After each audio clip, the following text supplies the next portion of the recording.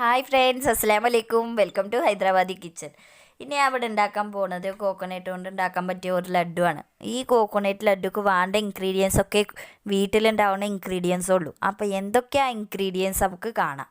അപ്പോൾ ഇതാണ് ingredients. Coconut പകുതി തേങ്ങ ചെരുകിയിട്ട് എടുത്തിട്ടുണ്ട് ഞാൻ. പിന്നെ എടുത്തിട്ടുള്ളത് ശർക്കരയാണ്. 3 ശർക്കര ഈ വലുപ്പത്തിലൊക്കെ ഇല്ലേ 3 ശർക്കരയാണ് എടുത്തിട്ടുള്ളത്. പിന്നെ ഞാൻ എടുത്തിട്ടുള്ളത് നെയ്യാണ്. ഒരു 4-5 സ്പൂണൊക്കെ നെയ്യാണ് എടുത്തിട്ടുള്ളത്.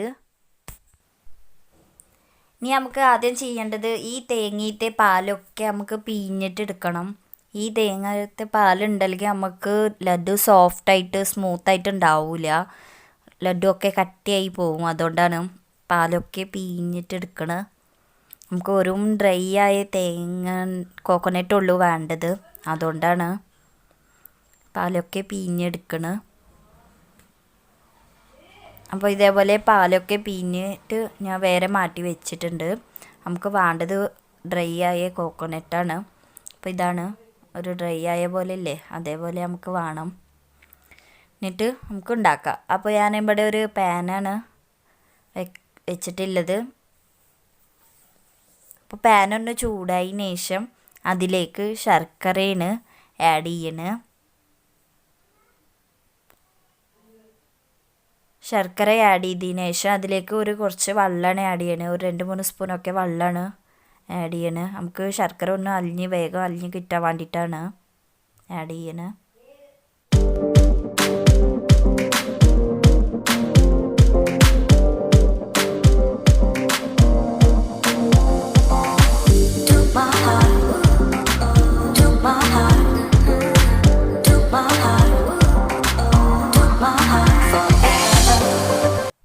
അപ്പോൾ അങ്ങനെ ശർക്കര ഒക്കെ അലിഞ്ഞ് കിട്ടിയിട്ടുണ്ട്.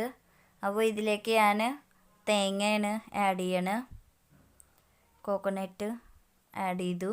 എന്നിട്ട് നന്നായിട്ടൊന്ന് മിക്സ് ചെയ്ത് കൊടുക്കുക, ഇല്ലെങ്കിൽ അടി പിടിച്ചും. നന്നായിട്ടൊന്ന് മിക്സ് ചെയ്യണം.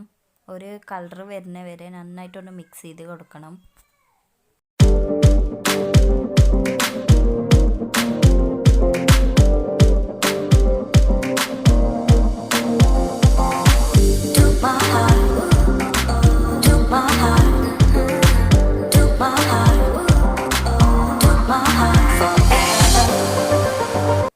അപ്പോൾ മിക്സ് ചെയ്തതിന് ശേഷം ഫ്ലെയിം ഒന്ന് സിമ്മാക്കിയിട്ട് എന്നിട്ട് ഇതിലേക്ക് ഞാൻ നെയ്യാണ് ആഡ് ചെയ്യണ 2 സ്പൂണ് നെയ്യാണ് ആഡ് ചെയ്തു. എന്നിട്ട് നന്നായിട്ടൊന്ന് അലക്കി കൊടുക്കുക, മിക്സ് ചെയ്യുക. അടി പിടിച്ചാതെ നോക്കണം. നമുക്ക് നന്നായിട്ടൊന്ന് മിക്സ് ചെയ്ത് കൊടുക്കുക.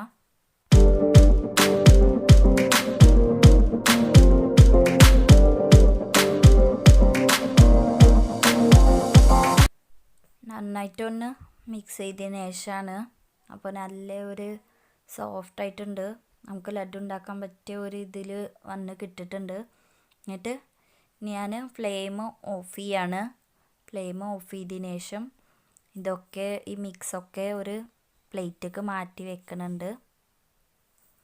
എന്നിട്ട് മാറ്റി വെച്ചതിന് ശേഷം ഇതൊന്ന് ചൂടാറിയതിന് ശേഷമാണ് നമുക്ക് ലഡു ഉണ്ടാക്കാൻ പറ്റുന്നത്. ചൂടുണ്ടെങ്കിൽ നമുക്ക് കൈ പൊള്ളുള്ളൂ. അതുകൊണ്ടാണ് ചൂടാറിയതിന് ശേഷം.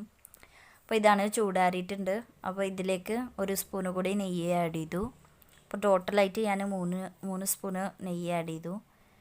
എന്നിട്ട് ഇങ്ങനെ മിക്സ് ചെയ്തിട്ട് നമുക്ക് ഇതേപോലെ ലഡു ഉണ്ടാക്കാം. അപ്പോൾ നല്ല ടേസ്റ്റാണ്, നല്ല സോഫ്റ്റായിട്ടുണ്ടാവും.